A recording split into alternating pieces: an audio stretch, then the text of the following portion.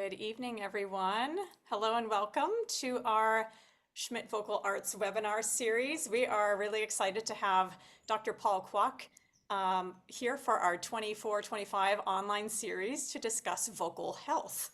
Dr. Kwak has requested to see all of your faces, so in just a few minutes, we are going to be giving you access to your cameras. So if you feel comfortable, please do turn your cameras on.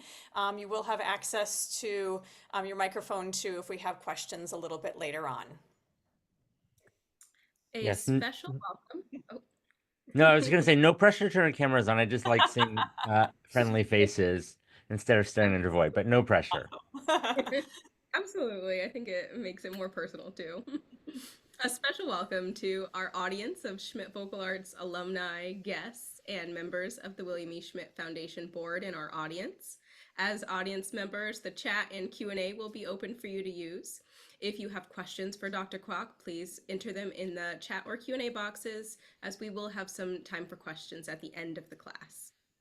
In October, we kicked off the start of our high school competition season with locations all across the country. Once again, our top 3 winners of each regional competition will advance to the 4th annual national competition held on the stage of the William E. Schmidt Opera Theater at Sarasota Opera. All of the singers will compete for the top prizes of $5,000 for third, $7,500 for second, and a top prize of $10,000. We still have room in all of our regional competitions in December and next spring.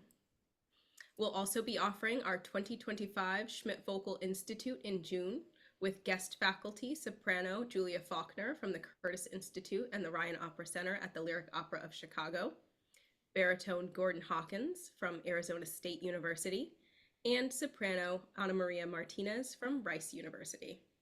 As you can tell, we have a lot going on. You can find out more information about everything that's going on our website. Thanks, Bree. If you've just joined, you might get a request to join as a panelist. That's just simply in case you want to show your face during this webinar. We are open to doing that. No pressure to do that. And now on to today's class. We're really excited and honored to welcome Dr. Paul Kwak to our series. Dr. Paul Kwak is a laryngologist and laryngeal surgeon at the NYU Voice Center and assistant professor in the Department of Otolaryngology, Head and Neck Surgery at the NYU Grossman School of Medicine. Dr. Kwak completed his clinical fellowship at the Massachusetts General Hospital and his residency at the Baylor College of Medicine and MD Anderson Cancer Center. He is also a graduate of the Juilliard School, where he earned a master's degree in collaborative piano with the amazing Margot Garrett, studying vocal accompanying and opera coaching. Dr. Kwak's clinical and research interests center on the care of the professional voice, and his most recent publications examine physiologic and acoustic effects of opera performance in ongoing collaborations with the Juilliard School, the Metropolitan Opera, and Houston Grand Opera. Bree is putting a link to his full bio in the chat box. Please take a look at that. And without further ado, please welcome Dr. Paul Kwak. Hi, Paul. Thank you, Linda. Thank you, Bree. Thanks, everyone, for joining. It's a delight to be here with you all this evening, although I guess the afternoon if you're on the West Coast. And I was talking with Linda about kind of what to talk about here. I mean, I feel like I could talk about for vocal health. I could talk about vocal health for hours, and I know we have a bit of a mixed audience, perhaps. I know there are a number of young singers, young students, people maybe sort of advancing in their studies, and then there may be some teachers and coaches in the population as well. And those are ultimately a little bit different in terms of kind of experience and knowledge. So I am here to share with you what probably might be very basic for some of the teachers and the advanced singers, maybe some reminders. But really, I'm here to try to be a resource to people who are starting out, learning about singing, learning about their bodies. And I always say at the start of these talks, my job is I have nothing to say about the technique of singing, the mechanics of singing, how you do the thing that it is that you do. But what I hope to try to impart in this hour, hour and a half that we have together, is some information that may make you a more empowered patient and a more empowered participant in your own care. I think often, um, even at very elite conservatories, it's not a guarantee that you'll get information about your anatomy and the way that the parts of your vocal anatomy are put together and the way that they coordinate to make sound. And if, for example, no one ever shows you like what your diaphragm is, what your sinuses are, what's inside your neck, I think it's very hard to have any sort of sense of that. So that's what I hope to do here today is to give you perhaps some vocabulary, some language, so that you can help sort of bridge the gap between what you're doing and learning in the studio and the kinds of things that we talk about in the office. And so I'll probably spend the first 20, 25 minutes talking about your anatomy, showing you pictures of the what I think are the relevant parts of your vocal anatomy. And what I think that you'll see, and the point that I'll try to make again and again, is that your vocal anatomy is so much more than the anatomy of your vocal fold. Your voice is ultimately a function of your entire body. But so I'll try to, just give you some language and vocabulary and some pictures, some visuals around the relevant pieces of that puzzle. And then I'll spend a little bit of time just sort of talking about what it's like to come see an ENT. Because if you've never seen an ENT, sometimes I think that can be very intimidating, right? Because you hear from your friends and colleagues that things go in your nose or in your mouth and it's really painful and uncomfortable. So if you've never had a laryngeal exam, some people call it a scope. I'll just give you some information about what that's like. And then I'll share with you, over many, many years of just sort of getting to do this kind of thing with young artists and teachers, there are some principles that emerge. I think my whole life's work is trying to understand how best to take care of a voice and vocal health, but there are some, I think, guiding principles that I'd like to share with you because I think they can give you a bit of structure in thinking about what's important when it comes to taking care of your voices and taking care of your vocal health. Okay, so let me start by sharing my screen here. Okay.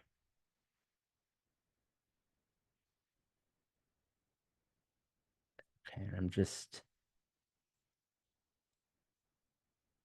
sorry, adjusting the view. I'm like on multiple screens, and so whenever I share, I have to like adjust so I can still see everyone on video. Oh wait, actually, okay, yeah, no, we're good. Sorry, no, we're not. I had to do one slightly different thing. Um, okay, can you still see the slides, Linda and Bree? Like that still looks like, oh wait, am I in You're in like I'm in speaker. presenter mode. Yeah. Okay.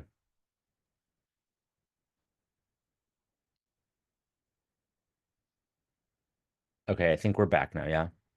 Just to regular. Yep, that's good. Okay, cool. Okay, so I call this talk Vocal Health Matters because I think, it's matters of vocal health, but I also think vocal health really matters. And I think that when you're starting out, it may not be the first thing that you're thinking about, but I think the earlier you can start thinking about how this all fits together, I think the better. So anatomy and physiology are two words that you'll hear us use, and they basically just mean form and function. How your body is built and how it functions. So here's sort of what I think are the key points. Linda, can you see, does my mouth show up when I'm pointing?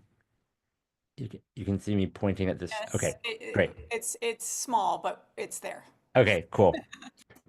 I'll try to go a little bit more slowly so I can kind of show you what I'm talking about. But I always start with this slide because when you come into an ENT's office, the first thing we do usually is look at your vocal cords, and we use HD cameras, and the screens are like 2 feet long. And so when you look at your vocal cords in the office, they look like they're enormous. But actually, the larynx, that we are accustomed to thinking of it as a voice organ, is actually a valve that regulates your respiration, your breathing. Okay.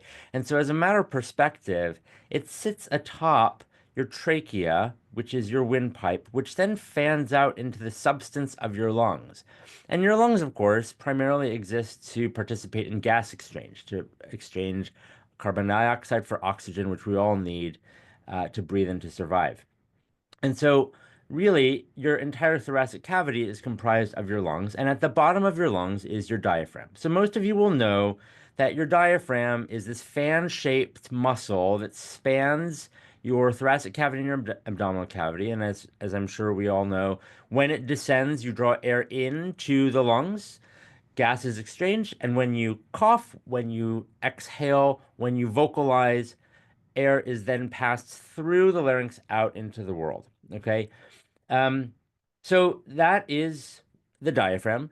I often hear people say, breathe, speak from your diaphragm. And I don't know that you actually can feel your diaphragm, right? The diaphragm is actually encased in a lot of muscle, and its primary function is motor rather than sensory. So you can sometimes feel expansion of the rib cage and expansion of the abdomen during the exercise of respiration or vocalization. But a lot of the reason for that are the intercostal muscles. And so if you ever hear your teachers or coaches talk about your intercostals, this is what they are. They are the muscles in between your ribs. And so often, if you put your hands on your rib cage and inhale, when you feel your chest wall expand, that is in fact the action of the intercostal muscles. And so there are many muscles more than just the diaphragm that can participate in your breathing and the mechanics of breathing. Now, I like this picture next because it demonstrates to us that the diaphragm, which is now at the top of this picture, has attachments into your spine, and it also has attachments into the muscles of your pelvis.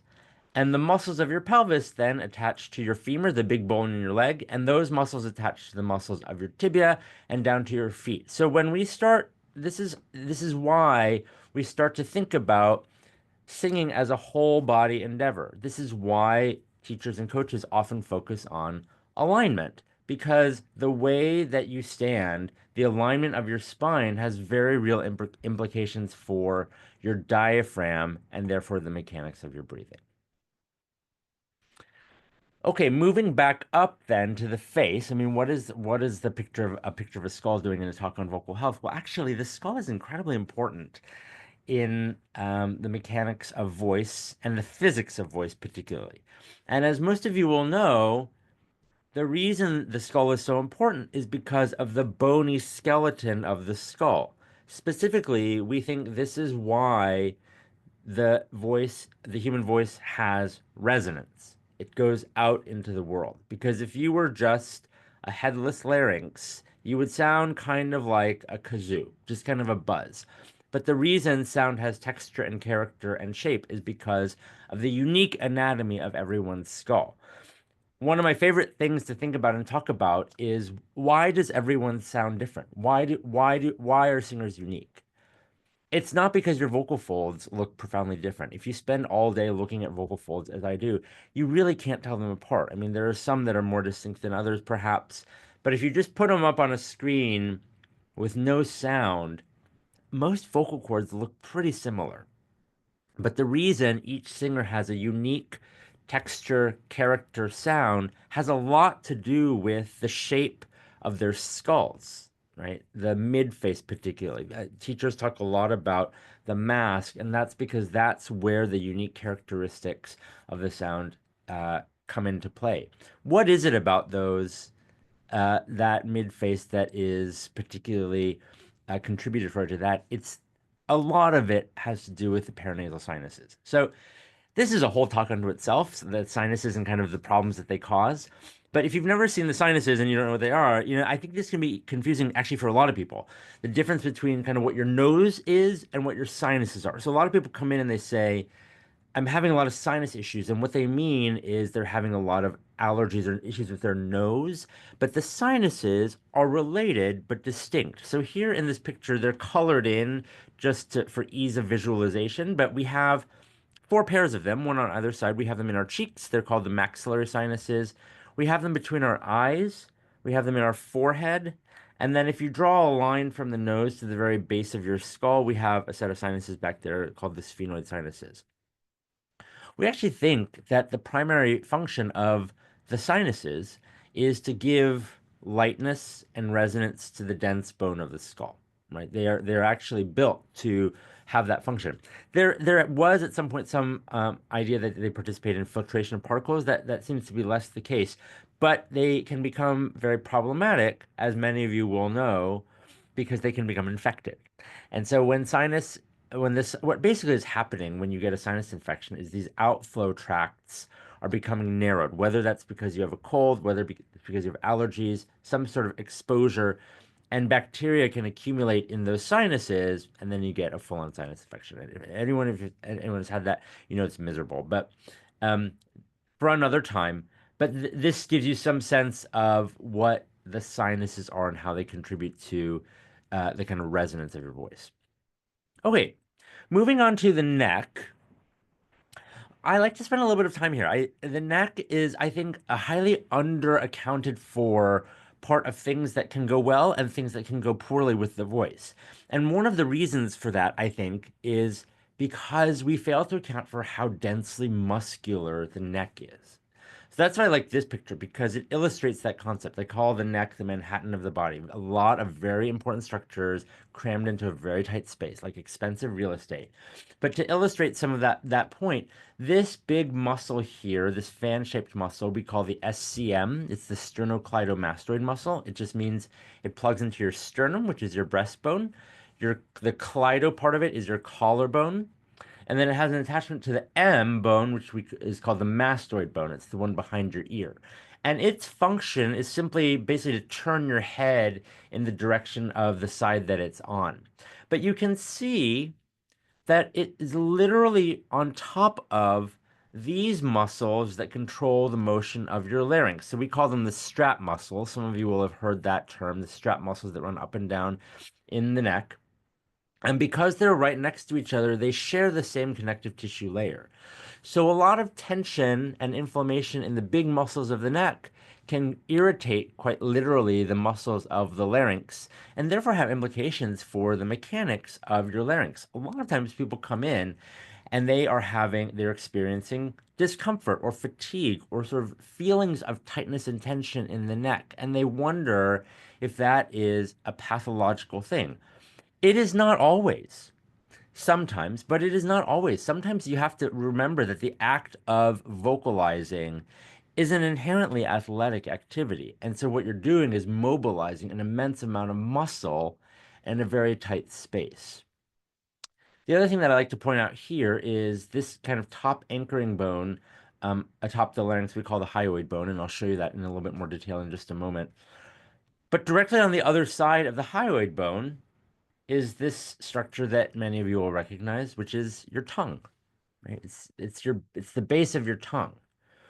And I like this reminder that your tongue is quite literally attached to your larynx. And so that's why teachers and coaches spend an awful lot of time thinking about pointing out tongue position and tongue tension because it's literally rooted to the larynx. Okay. So I think it's a really, I'm constantly reminded of this because so many people come into the office surprised by how much tension they can experience, even with a fairly normal amount of vocal activity. Moving then in to the larynx. So just a couple pictures to show you, kind of some of the things that you will literally feel so that you have names for them. Okay, so this is the larynx with all of the soft tissue stripped away. It's just the skeleton of it. So most of you will probably be able to feel what we call your thyroid cartilage. It's the most palpable kind of landmark in the neck. And it has a notch. So most people can feel that notch kind of at the top of the thyroid cartilage. And you'll see in this side view over here, we've turned the larynx to the side to look at it from the inside, and you'll see that the vocal folds attach to the thyroid cartilage in front, and they attach to these cartilages that we call the arytenoid cartilages in the back. So they run front to back when you're standing up like that.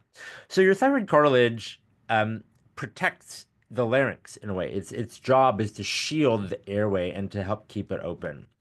Now, the other bone in the larynx we call the hyoid bone. I mentioned that just a moment ago. That's a little bit harder for you to feel. And sometimes, if it's a little uncomfortable to feel it, that's a pretty common sign that you've been working very hard with your larynx. Because every time that we speak, sing, the hyoid bone and the thyroid cartilage are moving relative to one another.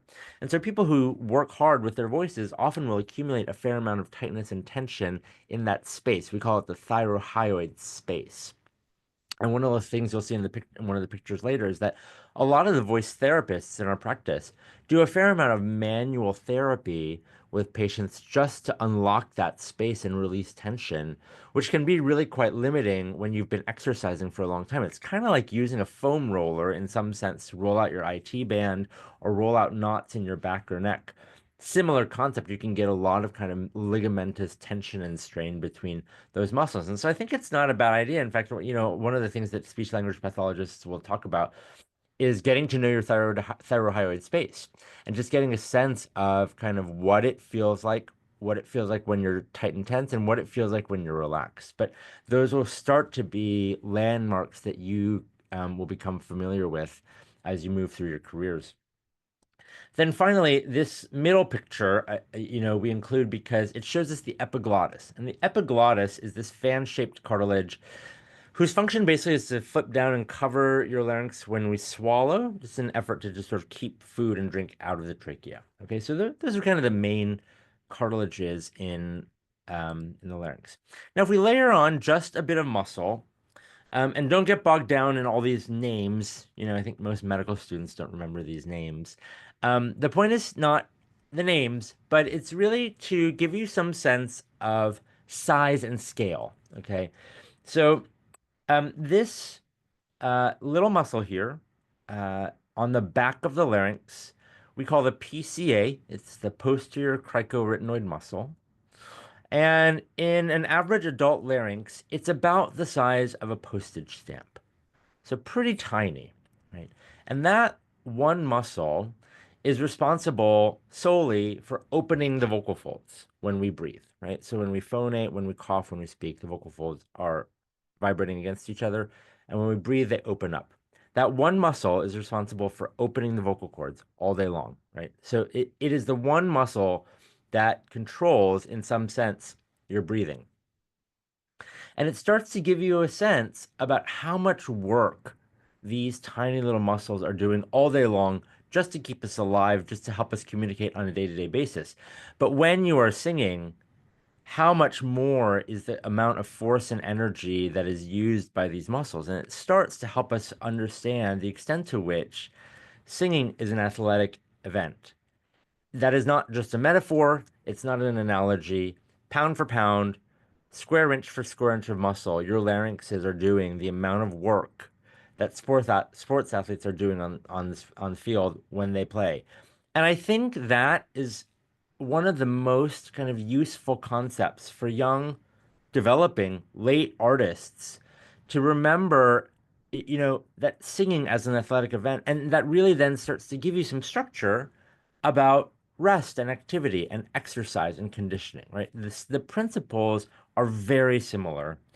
And what helps us understand that is the kind of shape and scale of the larynx. Okay, to drive that point home a little bit further, I'm going to zone in a little bit on the vocal cords here.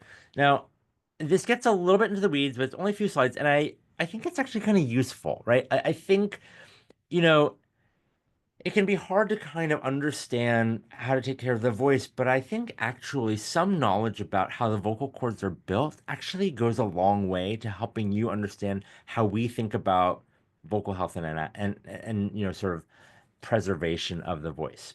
So I'm just going to take a little bit of time to kind of like zoom in with you onto the vocal folds. So vocal folds and vocal cords, same difference to us. They mean the exact same thing. You'll hear them used interchangeably. Both are perfectly acceptable. My one pet peeve is that you spell them correctly. So I see even advanced people come in and spelling them with a don't be that singer, okay? Just be an educated singer. When we are referring to the vocal cords, we spell them cords. Kind of apropos of that last image I showed you, this is maybe for me one of the most amazing slides in the talk. Every time I stop, I think about it. So this is the average length of a vocal fold, and you can't really see it in person, but my pinky fingernail is 1 centimeter across. So the average woman's vocal fold is just a little longer than that, right? Which is astonishing, right? It's astonishing that two folds of tissue that are just barely longer than 1 centimeter produce the sound wave that goes then out into the world and can be heard in the family circle at the Met. It's, the athleticism of it is really incredible and manifests simply in kind of knowledge about the anatomy and its dimensions.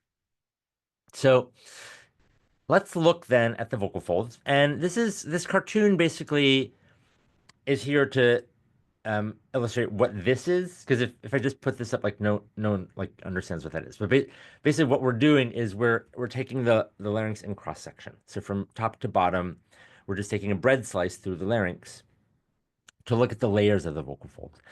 And we often kind of get a little bit haughty in medicine about our expertise. But people have been teaching the art of singing like maybe literally since the dawn of man. And we have just started to scratch the surface in terms of our physical understandings of how they're built. It wasn't until the 1970s that people really started to understand the microanatomy of the vocal folds, and it was this group of enterprising Japanese surgeons who, for the first time, dissected cadaveric larynxes and understood that there are 3 layers to the vocal folds. Now, again, not something that I expect you to remember in detail, but the concept here is the inner layer is the muscle. Okay, so that picture I showed you earlier. The core of the vocal cord is muscle. We call it the vocalis muscle. There are also thyroarytenoid muscle is another muscle here, but muscle on the inside. The outer layer has many names, and many names across many countries. Here we tend to call it the epithelium, the cover, the mucosa. Um, but it's kind of the same like substance that's on the inside of your cheek, that kind of wet, moist mucous membrane on the top. And the middle layer is what we call the lamina propria. And the lamina propria is like a jelly-like, it's a loose connective tissue layer. And that is what enables your larynx to make a periodic sound wave. Okay. So, some of you can put your fingers together and blow through them and make a really loud whistle. That's what happens when you blow air through two opposing pieces of tissue that don't have a loose lamina propria in them. The reason I think that the SLP, the superficial lamina propria, is a good thing for us to kind of think about. Not that I expect you or want you to remember the specific name of it, but the lamina propria is that jelly-like layer that helps facilitate the actual movement of the mucosal wave, which I'll show you in just a moment in a real exam. But it's also the layer through which many of the blood vessels in the vocal folds go, right? And so therefore, we have thought that it is a layer that is particularly sensitive to changes in your body's hydration status. And so this is one example of kind of how understanding your vocal anatomy helps understand some of the things that we talk about, right? One of the things we talk about is drink plenty of water. Well, like you hear that so much, like why apart from being good, like why is that good for your vocal health, right? Well, actually, it's because it's actually good for the pliability of the superficial lamina propria, and therefore how your vocal folds literally vibrate when you're making sound.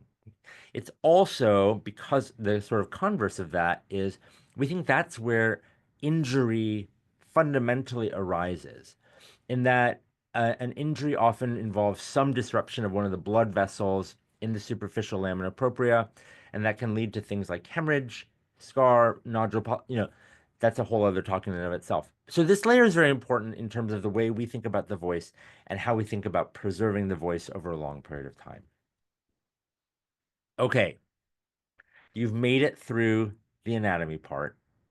I am just sort of haven't kept track of my chat function. How are we doing? Are there, or should we wait till the end? No questions. Just a reminder to Cool. everyone, the Q&A box is open and the chat box is open if you have any questions, or you can also raise your hand and we'll Yep, anytime. access your mic. Cool. Okay, so moving on a little bit to kind of what it's like to have an exam in the office, right? So, I imagine a number of you will have had some sort of exam at some point. And the truth is, there aren't great avenues from the outside world to the larynx. You can go through the nose or you can go through the mouth. And so there are two kinds of cameras that we have in the office to do that.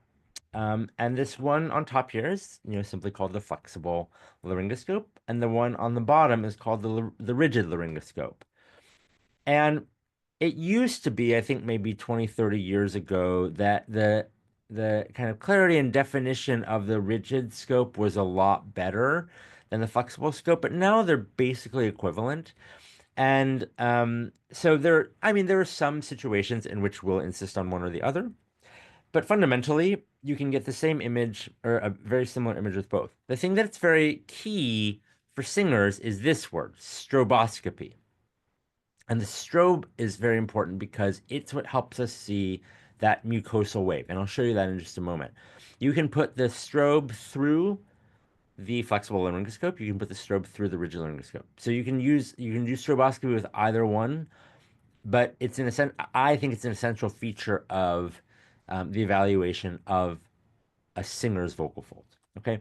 Now, for me, the decision about whether you use the flexible or the rigid is primarily about what's most comfortable to you. Like I said, there are some situations in which one is definitely better than the other, but it's really about what's most comfortable to you. So you can imagine, I mean, when I have to have a COVID test, I am such a wimp about it. Like I hate anything going in my nose. When I have to have a COVID test, I make the medical assistants numb my nose because I'm that much of a wimp about it. So I will always, like when I have to have an exam of my larynx, I will always use the rigid laryngoscope. So I like this exam a lot for singers because you can see there's nothing painful about it. Nothing's going in your nose. The camera doesn't choke you. It just slides along your tongue and looks over the back, and we get a really nice, clear image of your vocal folds. You can imagine that the one thing that keeps us from getting this done is if you have a super strong gag reflex, right? And or a significant amount of tongue tension. So often people who are having a lot of tongue-based tension, it's actually really hard to get a rigid camera back there. So in that case, we then do tend to use the flexible camera. This is such an obviously pre-COVID picture, like no gloves, no masks, just wearing a suit in the office. But um, I usually put on gloves now. And when we're going through the nose, because it's a narrower passage, I usually give a combination of a decongestant and a numbing spray. And that helps a lot to reduce the discomfort associated with the exam. We think that spray lasts on the order of 30 minutes, and then the effect is gone. There are some patients, and I can't explain it, but they really feel like the effect lingers for like hours. And so those are the things that you kind of want to get to know before you're in a crisis, right? Because, if you're one of those people for whom that effect lingers for a very long time, then it's maybe not, your best move to get an exam 2 hours before a show or a rehearsal, right? And so there's a lot that I think is so beneficial to understanding about your experience with a laryngoscope, um, and so for those reasons, I think it's such a good idea to be able to do this before you have a problem. And I'll talk a little bit more about that in a moment, about why I think having some baseline information about your larynx is really valuable and helpful. So those are the two ways that we can get a stroboscopic examination of your larynx done. And so if you've never seen one of these, this is my larynx. I asked one of my colleagues to record a video of me several years ago, and um, this is the part that can be a little bit wonky on video, but hopefully it'll. Oh no, hopefully it'll play. Okay. All right. So just to orient everyone to what we're looking at here. So this, we're looking down onto my larynx. So this is the left side of my larynx, even though it's the right side of the screen. And this is the right side of my larynx, even though it's the left side of the screen, right? So these are those arytenoid cartilages that I mentioned a little bit ago. They're the cartilages that open and shut the larynx. And what you'll start to see, can you guys hear sound? Sorry, I should have checked that. All right. Oh, no sound. Oh, hold on. Let me see if I can reshare because I may have forgotten to click Reshare the. that one box. Oh, there it is. There it is. Sorry. Okay, sharing again. Um,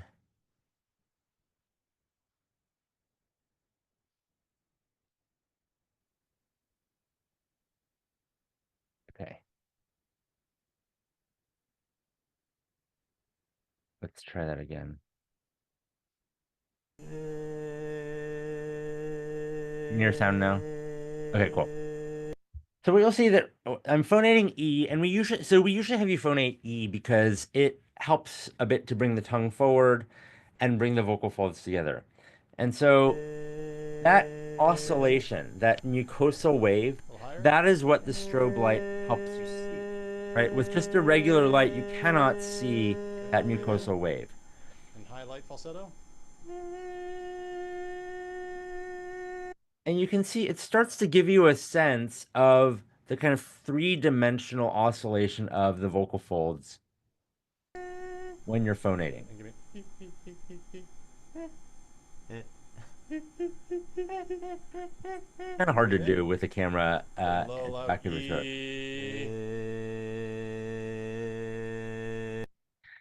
Okay, so, this was an ordinary day at 8 in the morning, right? And so I was feeling fine, no complaints, no throat pain, no discomfort.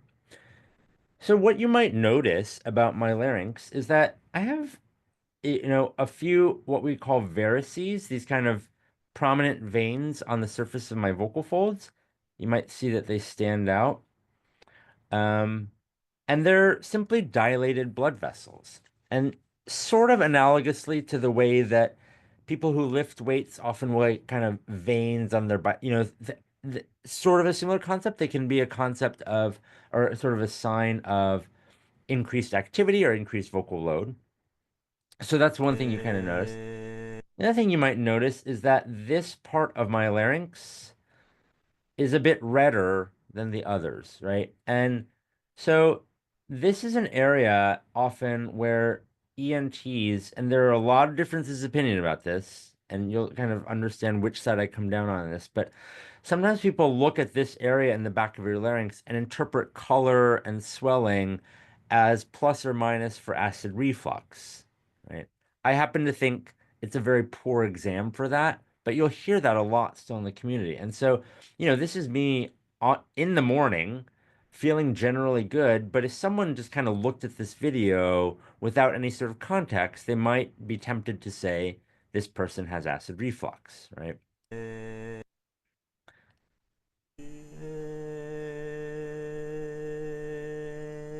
also might notice every once in a while, there's kind of some mucus that comes into play. A little higher.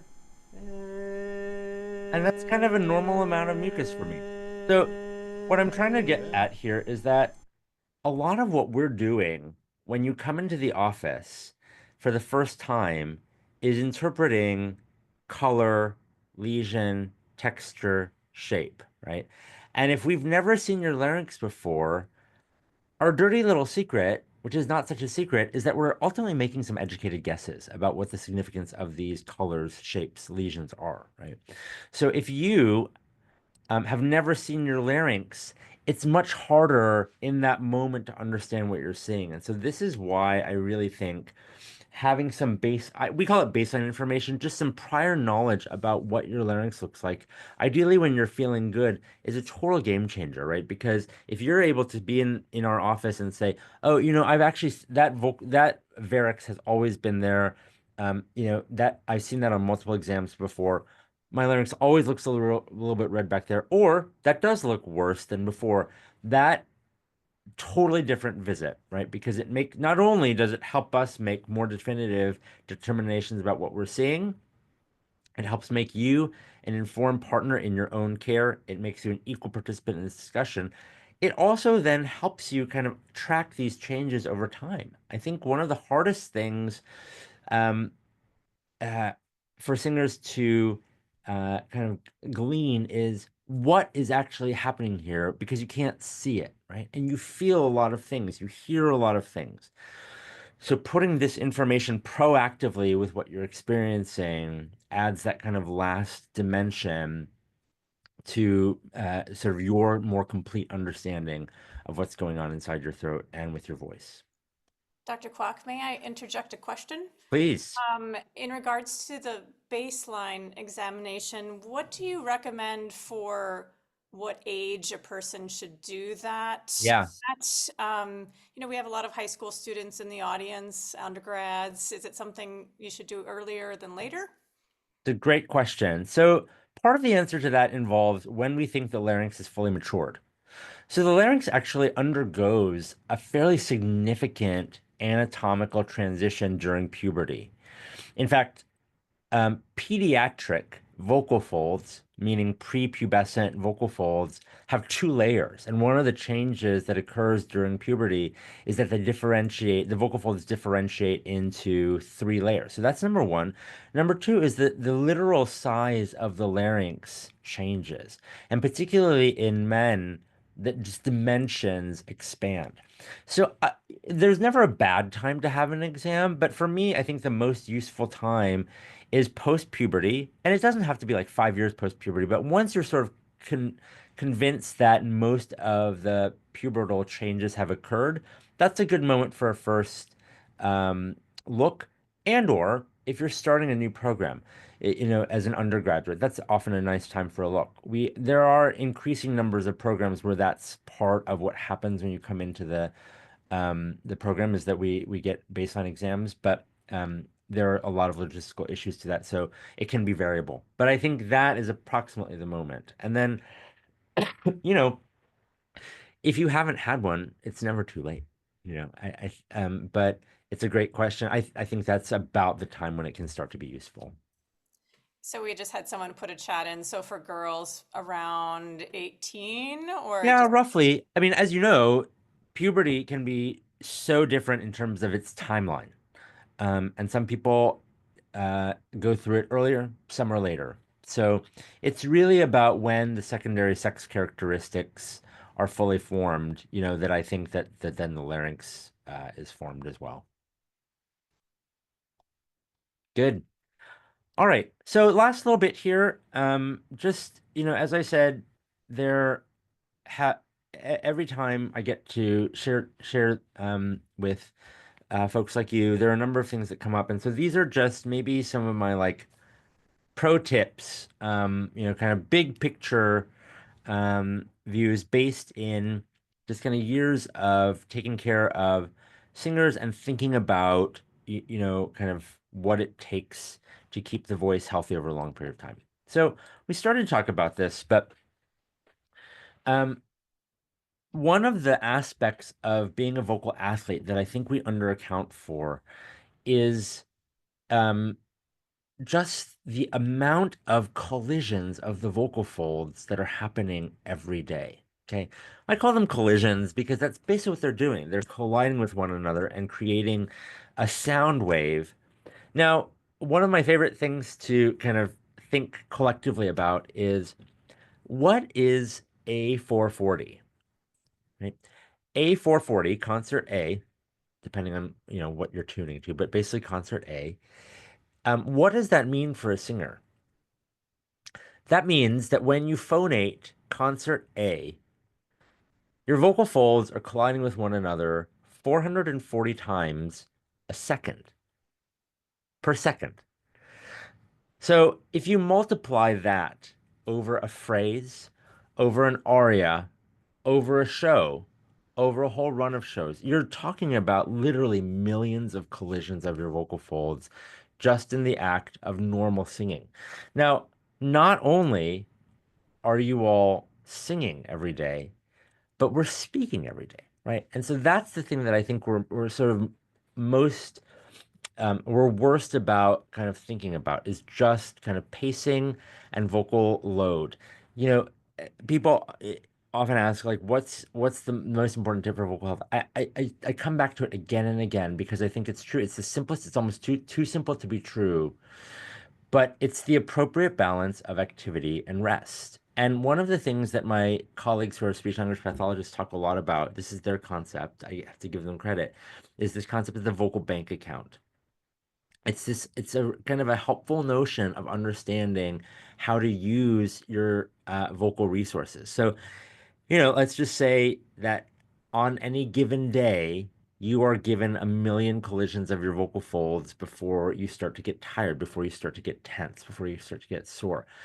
And so you wake up and you have a lesson at 10 in the morning, and that's maybe, I don't know, it's like 200,000 collisions. And then you might have addiction coaching, which is not singing, but you're speaking. So that's another 100,000. And then you might have a meeting with your director of vocal arts, and so then that's like 50,000. Then you go to lunch and it's loud, and so you're kind of projecting over a lot of noise, and so that's another 150,000. And then you have a staging rehearsal. It's so you can see it's very possible that by 4 p.m. on any given day you've used your million.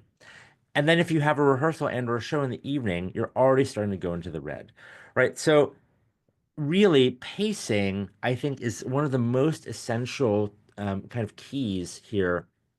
Um, and it's hard, particularly when you're a training program, because often your time is not your own, right?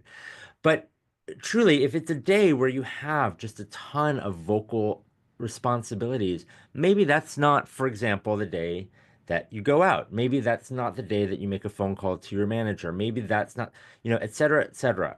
And it's not fair, right? People who actually play sports, they don't have quite the same consideration. Or if you're in an undergrad program and your friends are playing violin, they can go out and party all night and scream their faces off and still play their violin the next day. You can't, right? So it's not fair, but that's one of the most, kind of key considerations when it comes to longevity and care of the voice over a long period of time. Dr. Kwak, we had another question Yeah, about, I I see think it's that. probably related to Yeah. saving your voice, but is Yeah. is whispering really Yeah. unhealthy for singers, or is that a myth? Yeah, it's a great question. So the answer is with most kind of complex topics, it kind of depends. So unhealthy, I don't know that it's unhealthy, but with regard to this particular topic in terms of voice use, whispering is still engaging some collisions of the vocal folds. So you're not particularly saving the mucous membranes from a lot of activity. And I think what the speech language pathologists talk a lot about is that when we whisper, we often contort the larynx and kind of do different things with the muscle mechanics that can then entrain more tension and more fatigue. There are undoubtedly ways to whisper healthily, so it's not necess as I said, it's not an inherently unhealthy thing. Um, but for example, people often ask in the context of a cold, like if you're sick and your vocal cords feel very swollen, your throat hurts, is whispering any better? And we usually say not particularly, because if at that point you're going to use your voice, you should just use your best speaking voice, because whispering again can entrain this kind of compensatory muscle tension that is there later unhelpful because it can prolong recovery. So that's kind of a yes and no answer to the question. Great. Okay, next kind of uh, bullet point here. Oh, there we go. So this is like one slide about a talk that's like usually an hour, but I wanted to drop it into our consciousness about, um, what it means to have perfect vocal folds, and therefore, what people the kind of fear that people have about vocal cord lesions, like, nodules and polyps. And so, if you spend a day with any busy laryngologist, you will see all shapes, sizes, bruises, injuries to vocal folds of singers that are just starting out, singers that are midway through their career, and singers that are at the end of their career. Singing is a contact sport, as I like to say falsely. It's not a contact sport in the way that football is, but it is contact between two pieces of mucous membrane. And so to me, it's basically unfathomable that anyone gets through their entire career with perfect looking vocal folds, right? When you look in an anatomy textbook, you see these two like white strips of tissue that are pristine. They're like as white as this PowerPoint screen. They have straight edges and there's no blood vessels in them. It's just not realistic, right? You look at hockey players' faces, you look at football players' knees. I mean, there is injury upon injury. Not that we want you to have injury. That's not what I'm saying. It's just that when you sustain an injury, that is not necessarily or inherently because you did something wrong. It's only in sports, or actually, I meant to say the inverse of that. It's only in voice that we think of injury as inherently pathological, or that something that it means that you did something wrong. When you hear, so one of the most common injuries in American football is a torn ACL, anterior cruciate ligament. It's the kind of on the front of the knee. And when someone breaks their ACL, no one says, oh, well, obvious, like he's a bad football player. Oh, and like that coaches football players always bust their ACLs, right? But you hear this in our community. You hear that about singers. When you hear someone had a vocal injury, whether that means they had a hemorrhage or they developed a vocal fold nodule, you hear things like that. You hear things like, oh, well, that teacher's students all get nodes. It's really ugly and it's really perverse and false and most of all unhelpful and untrue. So I want you to know that from my perspective as a practicing laryngologist, just looking at vocal cords day in and day out, there's no such thing as perfect vocal folds, right? And at some point, you may develop a lesion here or there. You may have a hemorrhage at some point. You will inevitably get some swelling at some point, and it doesn't mean that you're a bad singer or that you're with the wrong teacher necessarily. It just means you're doing this contact sport of voice, okay? Apropos of that, and I think this is one of the kind of last principles that I want to part. Oh, wait, no, there's a couple more. Okay, but this is my friend and colleague Rob Sulaver, and I keep this slide in the talk because over many years, it's one of the concepts that stuck with me most. He calls it body privilege, and this is his Instagram post that I just kind of copied and pasted in a PowerPoint slide about it. But Rob and I got to know each other because he is a fitness instructor. And I don't know if any of you live in New York City, but there's this kind of class called Rumble Boxing, and it's like high intensity fitness. It's sort of, if you know Barry's boot camp, it's like Barry's, but with boxing instead of running. Anyway, so you may know, I mean, and Rob talks about this publicly, which is why I can talk about it, because anything that you say that we talk about in my office as a doctor and patient is privileged. So you should know that.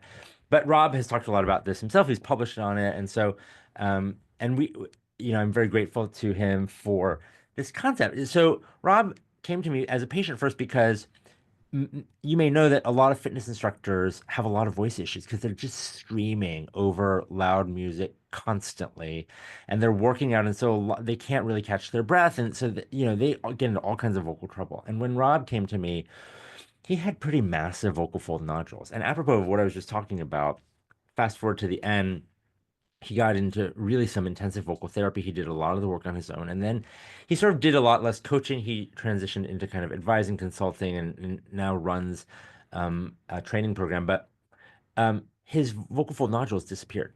They're gone, like just gone. And so that's the first point I want to make. Just that's not the main point here, but he's a great example of how just changing the vocal activity, engaging with therapy can literally change the anatomy of your vocal folds. A lot of people think once you have nodules, game over, you're done, you have to have surgery, et cetera, et cetera, et cetera. Rob's a great testament to that, but that's not why I put this slide up. He, so he and I got to know each other and we had really interesting conversations about exercise physiology because a lot of what vocal physiology is exercise physiology. And so alongside, these conversations, Rob became my personal trainer. And so he and I would basically do the same workouts every day. He would just take me through his workouts. And let me tell you, I do not look like this. And that's the point here is that his concept of body privilege is that we are each given a body that responds in a unique way to challenge, to injury, and to stress. And the way we respond determines, in this case, how our body looks but in your case, how the voice sounds and how the vocal folds look, right? Everything about the vocal anatomy and how it responds to challenge has therefore everything to do with surface and texture of the vocal folds. So, I could take five sopranos who are learning Mimi, and I could give them the same meals, 3 meals a day. I could have them sleep the same amount of hours. I could have them work with the same voice teacher, take the same supplements, et cetera, and they could have five different sets of vocal folds. And that's inherently because the way that your vocal folds respond to challenge is a product of your unique immune physiologic characteristics. So a lot of what we hear early in a career is, well, I don't know why I got a vocal fold hemorrhage when I'm seeing the same rep as my roommate and the same teacher, and she can sing like 4 hours and be fine. That's why, right? We can do different things. We're gifted at different things. We do poorly with different things. We each have a certain kind of body privilege. I think it's really important to understand at every stage in your career. And it also then highlights the importance of being very careful with blanket advice, right? Like you should eat this food for your voice. You should do this kind of exercise for your voice. This teacher is the best for you. This doctor, the things that help support a singer are unique to that singer. And so that leads me into kind of the last little bullet point here is that ultimately your squad may be different, but I encourage you to start thinking about or continue thinking about, depending on where you are in your career, who the members of your team are, right? Because it's hard to put this all together when there's a problem. But in your community where you are, I think the pillars are, of course, your voice teachers and your voice coaches. And then on our side of things, a laryngologist and a speech language pathologist. So just a couple of words about that. So laryngologist just means an ENT who specializes in the larynx. So it's someone like me. And you can usually find us just because it's usually listed in our bios, but often laryngologists are affiliated with academic medical centers. And the reason I think that is an asset is because number one, all we do is think about voices and vocal cords all day. Number two, we tend to have kind of the best equipment for looking at your larynx and your vocal folds. And number three, we tend to have the speech language pathologist. So a quirk of kind of like American medical insurance is that it's hard for speech language pathologists to be found in private practice or in the community. So the way you generally find them and connect with them is through an academic medical practice and a laryngologist. And so, in a place like New York City, San Francisco, Chicago, Miami, there are 4, 5, 6, 7 laryngologists within a 5 mile radius. Sometimes that can be harder in a smaller town. And so if you live outside a major metropolis, just starting to explore where that medical center is going to be, that you're going to get hooked in with people who can help you when you have a problem is a great idea. Because there's also, as you all know, insurance is a whole thing. So getting that kind of worked out, I think, is a huge value to you. Okay, this is the second to last slide, and it's a shameless plug, but it's actually meant to be a resource because, as most podcasts, this one was started in the pandemic. But it was started actually after years of talking with singers and never feeling like I had enough time, right? Like we have an hour and a half together, but I always wanted like 8 hours, right? To talk about things in depth. And so this podcast was started. It's free. I don't make any money off of it. It's wherever you can find your podcasts, iTunes, Spotify. Um, but it's a series of episodes on topics that I think are helpful to singers of any age. So, and the way I organized it is in conversations with colleagues. So there's a whole episode on allergies and allergies in the voice, and that is a conversation with my colleague who's an allergist. The one on reflux is a conversation with my friend who's a gastroenterologist and the director of our Center for Esophageal Health. Because I think it can be very, very hard to figure out where to get good advice, right? Like if you just Google stuff, like you're at the internet's mercy. So this is meant to try to be a resource to hit some topics that we won't have time to get to, but it's there for you. And if I can get it together, there are a couple more episodes coming out shortly on vocal fatigue, on steroids in the voice, and sinus infections. Actually, there's one sinus infections. So, that was, I suppose that was an hour of kind of what I hope were some high yield concepts and some vocabulary. And I am happy to um, talk about anything. So these that you can ask questions that have nothing to do with anything we just talked about. But I see some popping up in the chat, so I'll stop sharing and go to questions. I was reading them already, Dr. Kwak. So I think there's already two kind of categories. Um, a couple questions about guidance with singing on like the non-steroid anti-inflammatories, Yeah, Tylenol and ibuprofen. And then also, should I be singing when I have an allergy episode? Like, can Flonase dry your vocal cords? got it. Okay, so I pulled up the chat, so I will try to address each one of these in turn. They're great questions. So NSAIDs, it stands for non-steroidal anti-inflammatory drug. So it's the class of pain medicines that include ibuprofen, naproxen, which in brand form are most commonly like Aleve, um, and Advil. And they are really effective pain medicines. So they work really well on pain that's caused by inflammation. There was this thing that kind of arose where people started to get very concerned about singing while taking NSAIDs because people were concerned about the risk of bleeding, of the risk of vocal fold hemorrhage while singing. There is no evidence that we know of to support that. I think the reason that came up, and we talk about this a lot in our community, like where did this come from? Because there's literally no kind of like scientific evidence from it, but we think kind of what may have happened is that if you take NSAIDs for more than about 2 weeks continuously, which some people, have to do because of joint pain or arthritic conditions, then you are actually at increased risk of gastric bleeding, bleeding from your stomach. And that is a real kind of known, demonstrated risk of NSAID use, but it's certainly not one that applies to the vocal folds. So it is entirely safe to sing while taking NSAIDs. And in fact, if you are sick and you have a sore throat and you have to perform, they're actually really pretty helpful in terms of decreasing the amount of pain you feel in your throat. A lot of the sore throat that comes with just a standard upper respiratory infection is actually pretty well addressed by the NSAIDs. So I think they're perfectly safe for use when singing. Yeah, in terms of safety with singing and allergies. So, um, interesting question. I mean, so it sort of depends, I think, on the extent of the allergic inflammation. So, um, kind of a big question. I'll try to distill it to a couple principles. One, certainly if most of your allergy symptoms are seasonal and they affect primarily nose and eyes, so that's a common thing that like you get itchy, watery eyes, a lot of runny nose, a lot of postnasal drip. If you feel, though, that you're vocalizing well, that you feel no additional kind of impact on the voice, totally fine.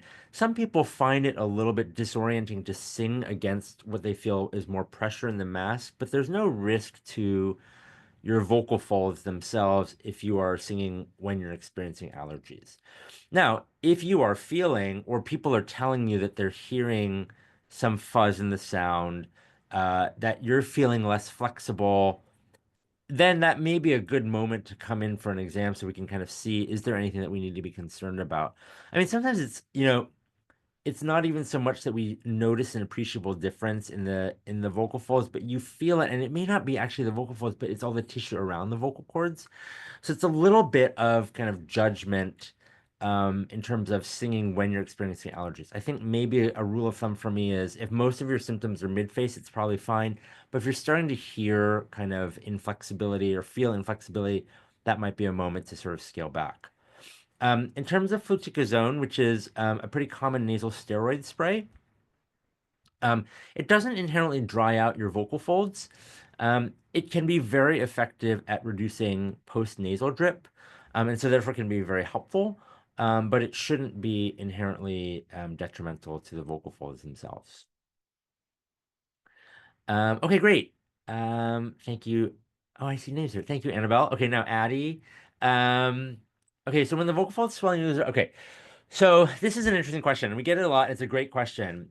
Um, the thing is, everyone has a different tell about their voice. Meaning, you often will hear like, oh, if you can sing "Happy Birthday" in the falsetto, like you're fine, or or if you can't, you can't, or like if you lose the top of your voice, that's a problem, or if you lose like the everyone has a different tell. So what's tricky is that I think you have to figure out what your tell is because weirdly, there are some people who can sing high even when they're sick, but they lose their low. Or is that you, Linda? So That is uh, exactly me. yeah, and you would think that common wisdom should suggest it should be the opposite, but there are definitely people for who, um, so everyone's tell is different. So in terms of de-swelling, that's a good question. Um, I'll answer that in a couple ways. So you mentioned a couple really good things. So voice rest obviously is maybe the most effective, like non-medicinal way to just reduce swelling of the vocal folds, right? Because every time you're phonating, you're making contact with the vocal folds, which kind of impedes recovery. Now, the thing that I'll say about that is I do think there is such a thing as too much voice rest. So you'll hear about singers who come in not infrequently and they're like, I got sick and I rested my voice for 3 weeks. Like, first of all, like, how did you not go crazy? Like, if I have to rest my voice for a day, like, and sort of more relevantly, when you have to rest your voice for a long period of time, there's a certain amount of deconditioning that you get with each day. So certainly when you are sick and you know you're sick, rest is really helpful and effective. You mentioned SOVT. For those who don't know, we call that it's semi-occluded vocal tract exercise. So it's things like you see a lot of people like talking about straws or using cup bubbling, and the concept is basically that you're trying to endeavor to do one of two things. One is to sort of take pressure off the larynx by bringing it forward. Sort of. The SLPs always tell me I'm not supposed to say that. I don't really understand why, but like the concept is that you're sort of kind of unloading the larynx. And actually, SOVT, when done well, is meant to entrain kind of soothing oscillation to the vocal folds, which can inherently kind of help to reduce swelling and heal edges.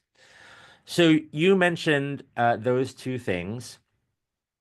And then, the third thing that I'll, sort of mention, which I'm sure all of you have some awareness or familiar with, when we need to get you de-swollen quickly, I mean, the thing that we always talk about is steroids.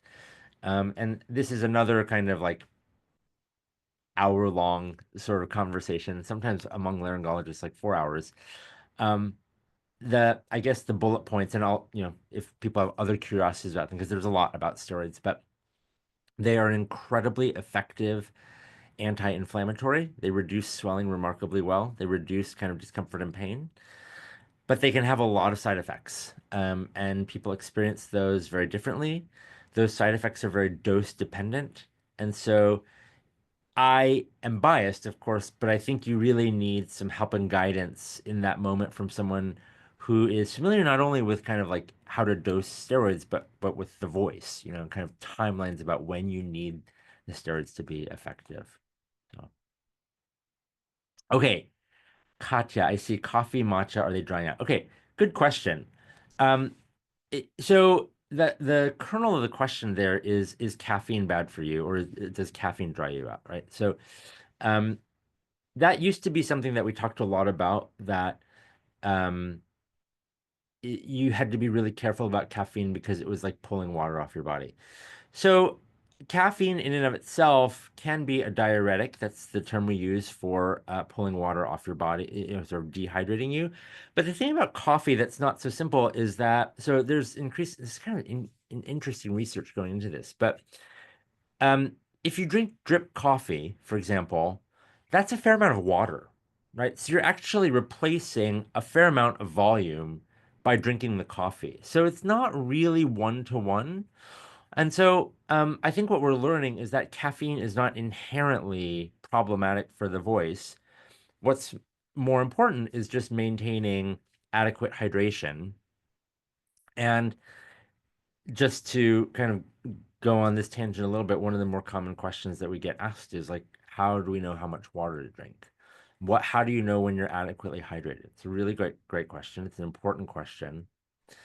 Um, and the answer may surprise you from my standpoint a little bit, which is that the way that we measure hydration in patients that are in the hospital and critically ill patients is by monitoring their urine. And that's the way that I think healthy patients should monitor their hydration status. So, you hear these things like everyone has to drink 10 glasses of water a day, or everyone, like you hear all these formulas, like you take your body weight, you convert it into kilograms, you multiply that by two, and then that's like the number of like million. It's like crazy. I once tried to drink 10 glasses of water a day, and I did it for like 14 days, and I was peeing constantly. Like it was so like I could not. I almost like couldn't do my work because I was like peeing constantly. The best way to just know if you're adequately hydrated is to monitor your urine. And what we say is that you should have adequate sort of clear or just slightly yellow urine. That's it, right? You shouldn't be peeing constantly, but you also don't want to be peeing so infrequently that your urine is really sort of thick and concentrated. So that's kind of the concept both with hydration and with caffeine is that it really goes more to um, kind of is your body adequately hydrated? Dr. Kwak, I don't know if you have the Q&A open as well, I but do. Yeah. there was the similar like about drinks questions, the hot and it are hot drinks better than cold drinks? Oh, I didn't see that one. Sorry. I didn't. There, one of the Maybe very that was that to everyone? Oh, wait. Oh, the Q&A. Sorry. Oh, I was at the chat. Okay. like Got two, it. yeah. Okay. Questions in there too. Great questions. Okay. So I think we did heal your voice, quick traffic being sick. Okay. So hot drinks and cold drinks. So no difference from my perspective. Basically, fluid is fluid and fluid is good. Some people, it's for me, it's basically about uh, what feels good. So we think, the reason that a lot of people like hot or warm liquids is because they feel soothing to the throat. And what we think that is maybe some increase of blood flow to the mucous membranes in the throat. But there's no difference in terms of kind of hydration and kind of the difference they make. There's like a gnat flying around my office, so that's okay. Um, but I thought I saw so steaming. I just wanted to get to that one because so the point there being everything we eat or drink directly bypasses the larynx, right? It is your body is designed to do that. Your larynx is inherently meant to keep things away from the vocal folds, right? Again, we think of it as a voice organ. It's primarily a gateway to uh, the trachea. Okay, so anything you eat or drink goes right by the larynx. So any advice you get about diet and things to drink really are about general nutrition and they really have nothing to do with your vocal folds. The one thing that does reach your vocal folds though is steam because your body doesn't perceive it as other. So nebulized water or steam is great for your vocal folds, right? It provides surface moisture in a way that anything we eat or drink can't. So I'm a big fan of steaming. You can't like theoretically steam too much, but we think the effect lasts roughly 20 to 30 minutes. So sometimes it can be really helpful when you wake up in the morning if you're in a really dry theater before you go on. Those are kinds of the situations in which you can kind of get steam kind of topically or moisture topically to the vocal folds. Okay, so I'm just looking at both the chat and the Q&A. So I'm gonna go back to the chat. So with my allergies, sometimes I have a dry cough. Um, so I would say the fuller answer to the allergy question is maybe in the podcast episode because it's so individual. And I mean that in a couple different ways. So the first way is that symptoms are so individual. So some people get a lot of mid-face swelling, itchiness. Some people get a lot of larynx sort of itchiness and dryness.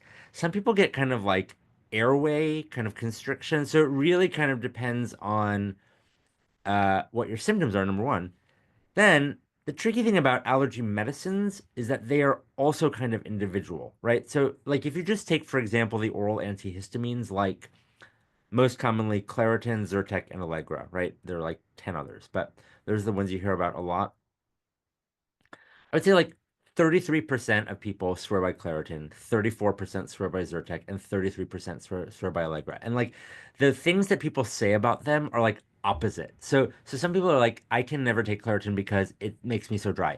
And some people are like, that's how I feel about Allegra, but I can always take Claritin. So a lot of the way that you choose the medicines that work for you have to do with how you feel about them, right? And so the hard thing about allergy is that ultimately finding the regimen is a little bit of trial and error, right? And that can be hard because especially if they come up in when this we hear this a lot when people go to Europe in the summer, that pollen is super bad there, and if that's the first time you're experiencing it, so I always say, I mean, I suppose one kernel here is if you're able to have some time during the season when your allergies hit to experiment, and just, for example, take Claritin for a few days and see how it makes you feel. And if that's not good, and then if you need some more guidance, see an allergist. I mean, the allergists are great. They now have increasingly sophisticated ways of testing for allergies and treating them. And you may know that if you have particularly, for example, a very strong allergy,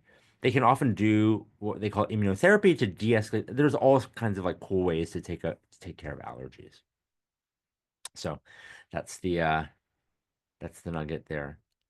Okay. I'm just gonna finish out the chat here. So, how to tell the difference between vocal fatigue and early sickness and cold? Gosh, this is a great question, and it's a question that is increasingly complicated with in a post-COVID era when like you know invariably end of August, early September, you get a little tickle in the throat and you're like, do I have allergies? Do I have COVID? Do I have RSV or do I have the flu? And the the truth is that they can all feel very similar at the start. So I think vocal fatigue can be a little bit different in that I think people have different symptoms of that feel more like strain, tension, discomfort kind of. Whereas, cold symptoms tend to be a bit more painful. You get a bit more pain in the nose, pain at the back of the throat. But honestly, there's not really like one telltale definitive sign. And the thing that's hard for us too is that testing, as we're all learning, testing can be very variable in its helpfulness depending on when you test, right? Because like if you test a little too early, you may not catch. So that's very hard. Unfortunately, I don't have any good answers on that front, but we are certainly um we're going through it. Actually, one of the coming episodes on the podcast I think is about the common cold because, it is it's a hard thing, for singers to navigate. Can I do a quick follow-up on that? Yeah.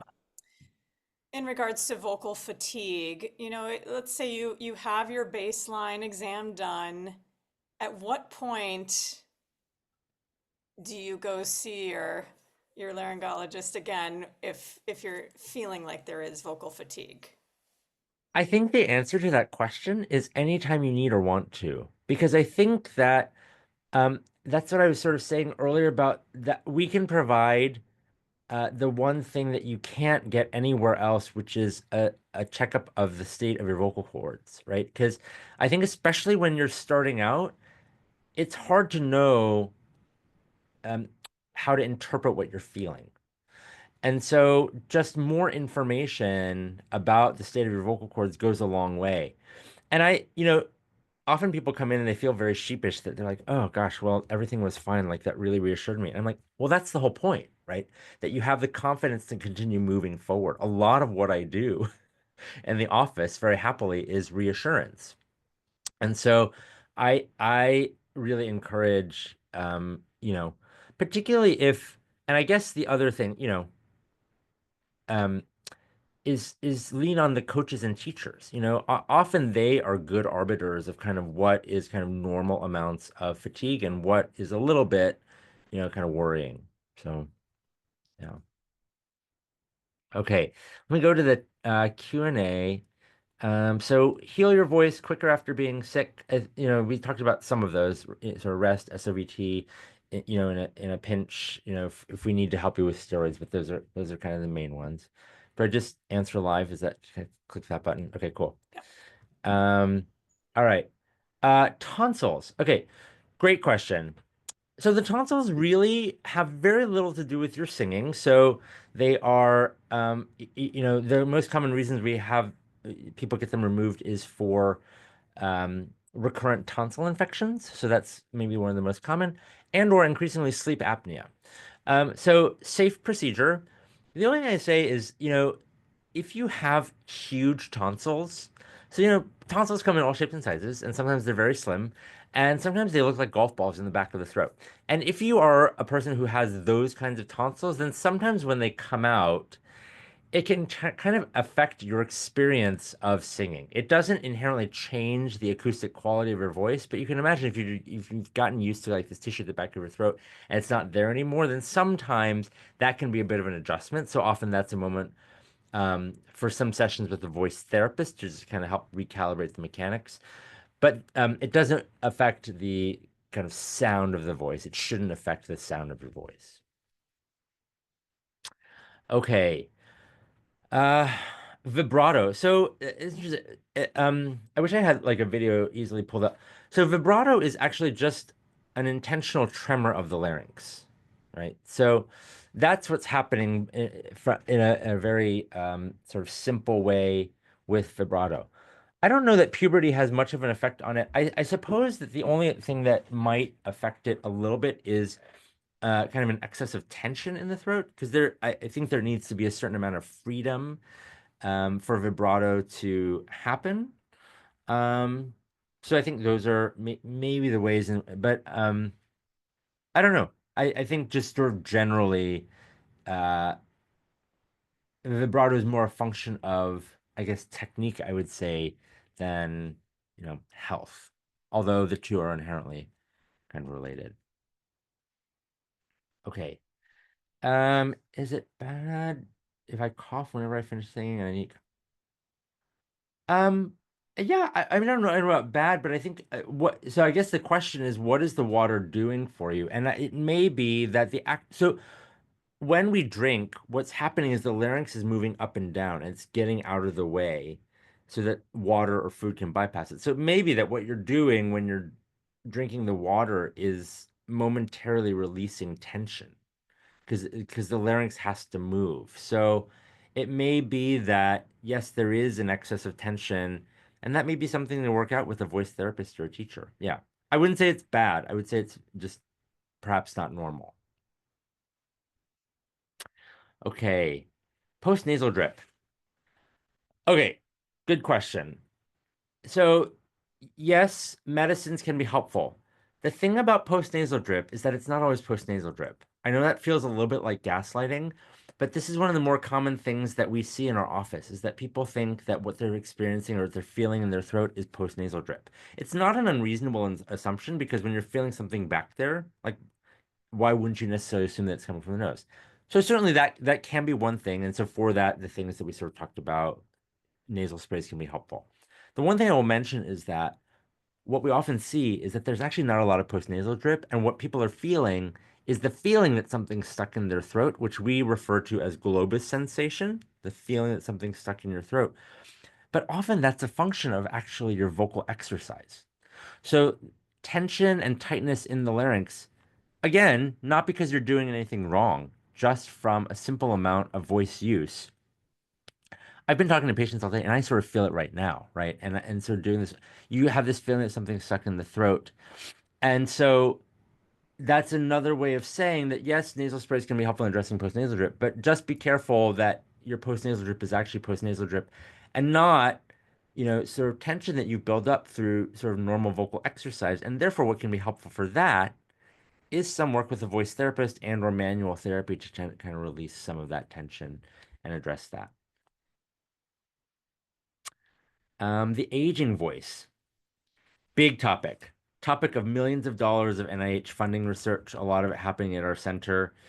Um, so here are maybe some bullet points about that. Um, what is it that makes a voice age? There are at least a couple elements to that. And this actually goes back to some of the anatomy of the vocal folds, right?